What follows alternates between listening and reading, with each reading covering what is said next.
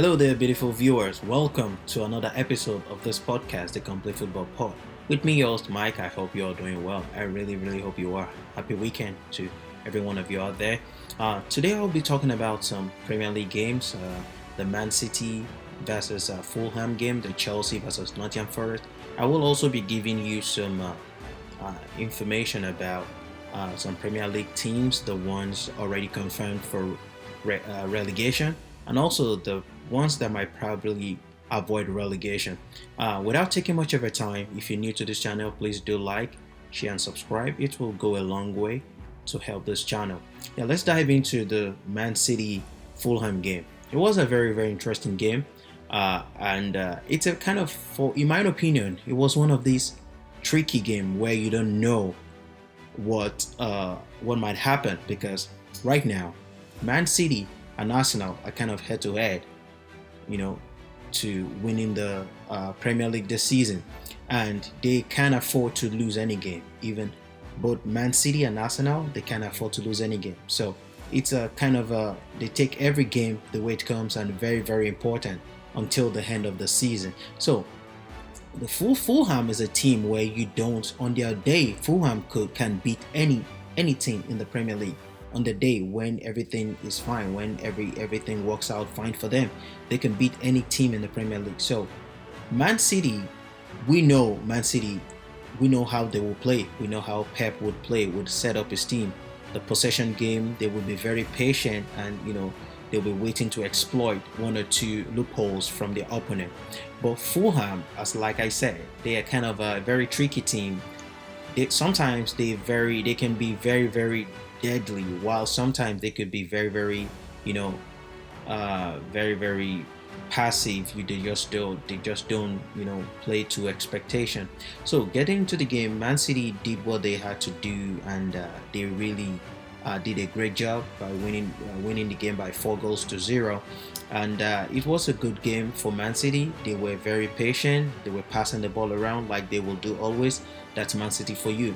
They would pass the ball around to make the opponent lose their shape, and any opportunity they get, they can always pounce on you. So they did that, and they got the first goal by Vardiol. This guy Vardiol is a guy, very good guy. I could remember there was a huge kind of saga on this to secure his signature one time by, I think, Man City was trying to secure his contract, Chelsea, and also I think Man United, because he came from the German league, Bundesliga, RB Leipzig. So this guy was very good, and he's a Croatian. He's a Croatian guy. He's a very good defender, solid. He's left-footed, but he plays as a centre back, which is kind of a rare position. You can hardly see a left-footed centre back, and anyone you see, when they're good, they have a lot of shooters. So this guy, I remembered when he first came to Man City, he could not get the passing style of play was kind of strange to him. He could not. It took him time before he was able to sink into the team, and we could see so many times he was always on the bench. I think Pep, behind the scene, he was trying to make him integrate into the team. They're trying to make him sink into the style of play, and now we know right now he's gotten it right, and I think he has scored like 4 goals in 5 games. He's been scoring a lot of goals lately. Even in the Champions League against Real Madrid, he scored a screamer. He scores goals where people don't believe he can do it. Like the goal he scored today against the Fulham. He just paced the ball to the right side. Normally, you would block the left side, give him the opportunity to move to the right side because he's a left-footed player. But this guy moved into the right side, and just a little placing of the ball at the far post, and it was a goal. The second goal also was like a crossing from Bernardo Silva, and at first Akanji was offside, but he didn't touch the ball, so that gave him it was the last. Vardiol was the last guy that touched the ball that made the ball a goal. So this guy is becoming a vital part of this Man City team, and he's playing well at the moment. And you can only see him, improving week in, week out. And even though the season is going to come to an end very soon, but this guy will be an integral part of Man City for next season. And I'm really sure of that because the way he's playing right now. So this guy is a very good guy. He's been scoring goals lately, and it's been his goals have been very, very important for Man City. So for the game, Man City kind of caged Fulham into their own half. Fulham could not get out of their own half because once they have the ball, they quickly want to try something. Man City already, the counter press them to get the ball back. So Man City had a lot of the ball, which is, normal for someone who knows how Man City play. That was why I spoke to someone, a friend said he doesn't like when Man City plays. He doesn't like watching Man City game because it's always one-sided. They are the only one doing the playing. He prefers to watch any other team like Liverpool and Arsenal because it's going to be like a 50-50 game. Man City does not give the opponent the opportunity to have the ball, and that's one of the most important philosophy of Guardiola. Like when you don't have the ball, you can't hurt them. When they have the ball, they can hurt you, but when you don't have the ball, you can't hurt them. So that's why when they lose the ball, they quickly get the ball back in quick succession so that you can't hurt them. So a good display from Kevin De Bruyne, a good display from Bernardo. Man City defense was very, very solid, except for one or two occasions where Fulham had to found a way to break the Man City pressing.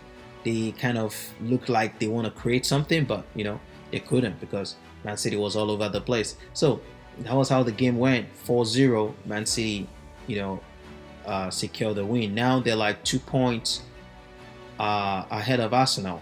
Now, there's something that's going to happen during this week. Man City now topping the table.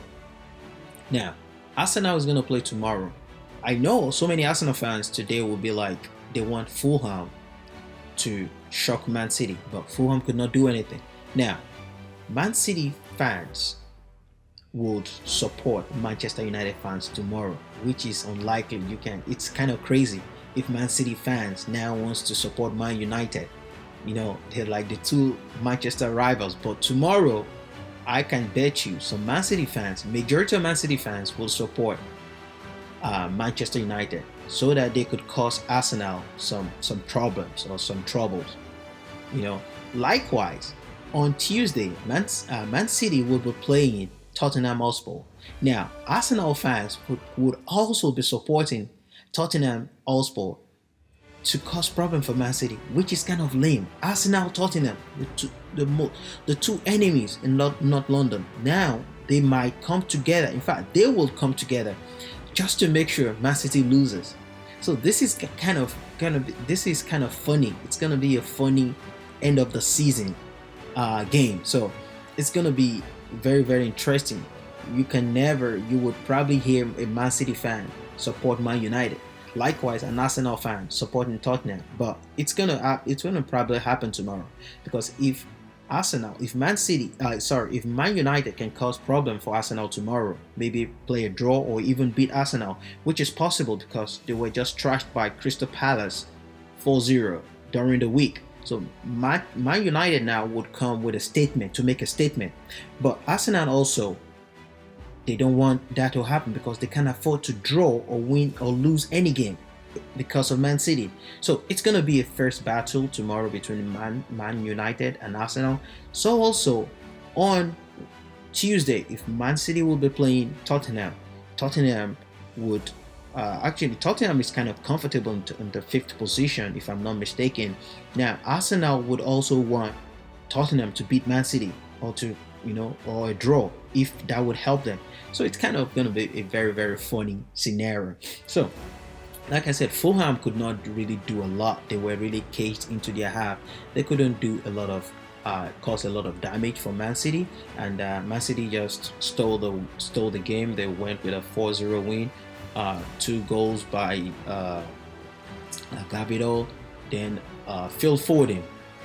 I think he won the Premier League Players of the Year by the Writers Association. I think he won and I think he's gonna win the main uh, Young Player of the Year because, in my opinion, he is by far the best Young Player of the Year in the Premier League this season. Maybe followed by Cole Palmer, but it's obviously Phil Foden because he's been very extraordinary, very spectacular this season.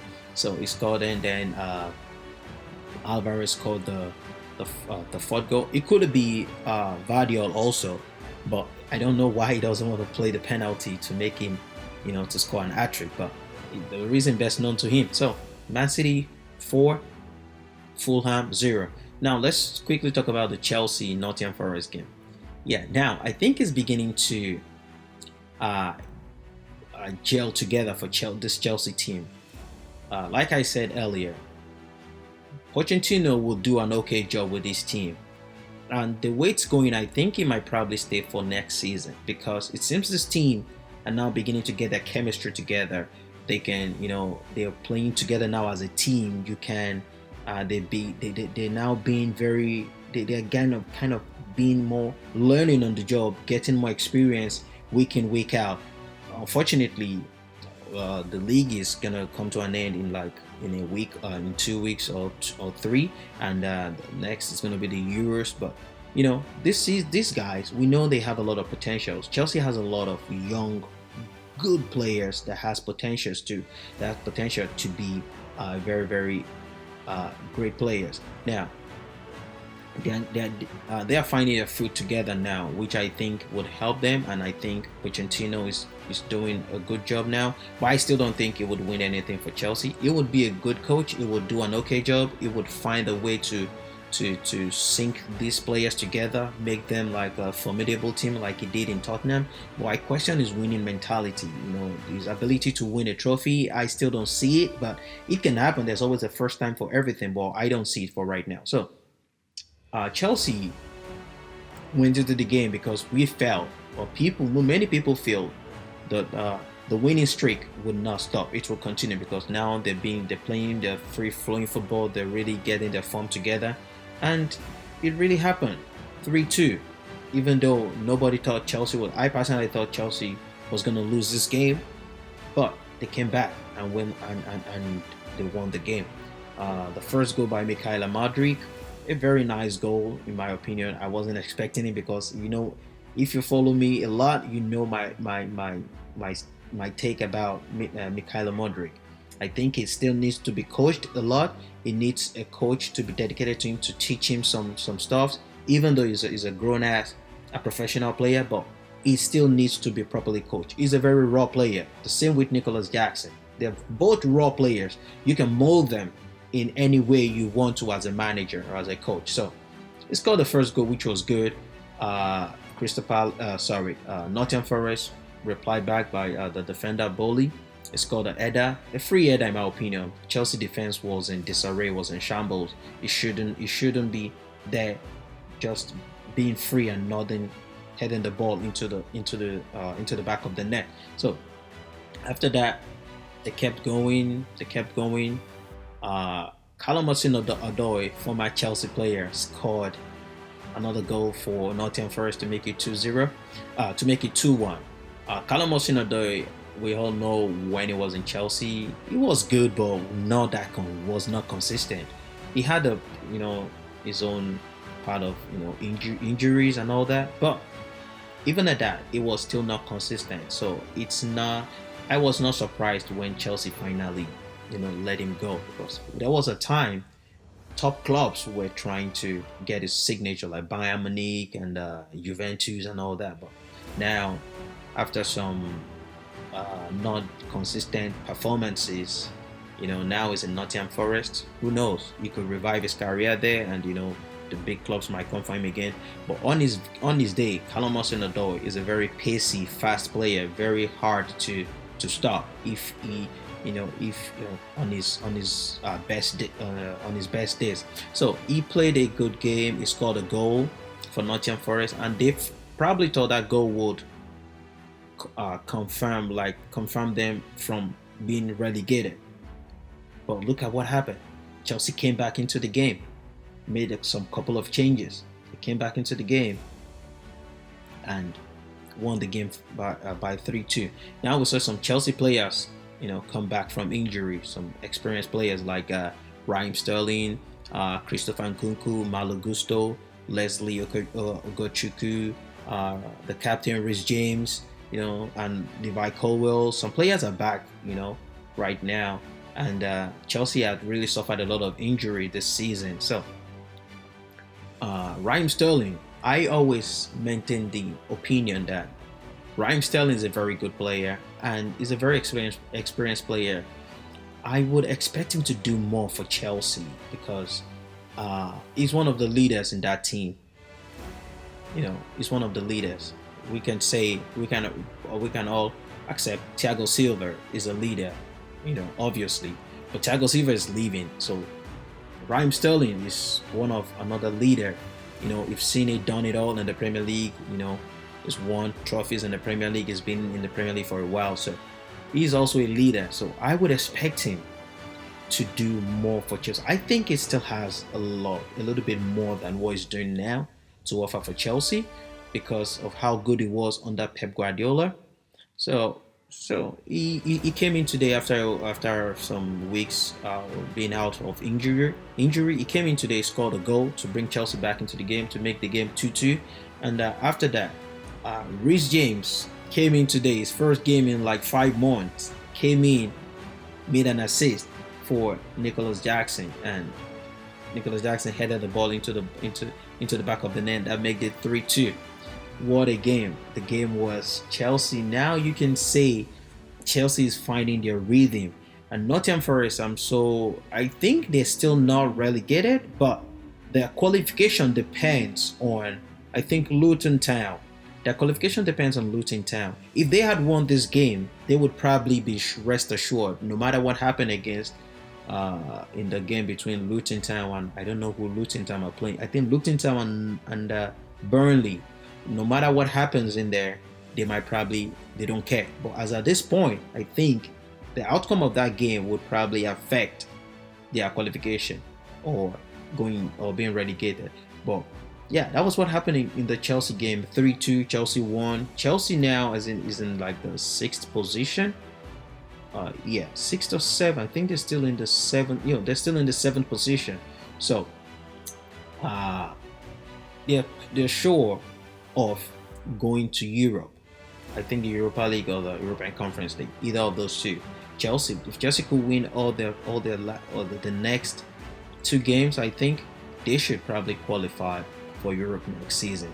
I personally would feel qualifying for Europe would probably distract them a little bit. If they wouldn't go to Europe, maybe they will have enough time to train but that is what they want. They want to qualify for Europe. That's where Chelsea ought to be. Not even Europe, should be in Champions League, So, but now that would be a good first season for Pochettino. So, that and that. So, the relegated team, the 2 teams that have been confirmed relegated, it's Sheffield United and Burnley. Burnley was confirmed relegated today because they were defeated by Tottenham by 2-1. Now Burnley is set for relegation. They're already confirmed. Sheffield United is already confirmed. So, I feel very, very sorry for Burnley because this is a team that plays good football. They're kind of playing exciting football. They have Bruno Larsen, Odobert. That guy Odobert is a very young, talented guy. I wouldn't be surprised if a club comes to snatch him away from Burnley. And with Vincent Kompany, I'm not sure if he will still become Burnley's coach, or there would be a club in the Premier League that needs his service. But I won't be surprised if a club in the Premier League needs his service, because I can tell you categorically, if Vincent Kompany gets some better players than the ones he had in Burnley, with all due respect to Burnley players, if he gets better players, this guy would also play exciting football, and it would compete. So that's my opinion about Burnley. Let me know your opinion in the comment section. So Tuesday, tomorrow is going to be Man United Arsenal. I don't know what's going to happen. It will be a very, very good game because Man United wants to bounce back from the humiliation against Crystal Palace, and Arsenal wants to fight till the end for the title. Let me know who you think is going to win. I think Man United will probably upset Arsenal. I have that vibe, I have that feeling. I might be wrong, but I just have that vibe. Man United would probably upset Arsenal. Even it's an Old Trafford. No, with Man United, you can't say you don't know what you're gonna get. But I just feel they would come out tomorrow and be like, we have an ego. Uh, Crystal Palace just crushed our ego. Now we want to redeem ourselves back. That's what I think a normal elite team will do. We want to fight back. But with Man United, you never can tell. They might get into the game tomorrow, and Arsenal is going to batter them again. Because let's be sincere, Arsenal is better than Man United, very, very better than Man United. So let me know your thoughts. Let me know your prediction in the comment section. This is going to be the end of this podcast. Thank you so much for your time. Thank you so much for being with me. Bye for now.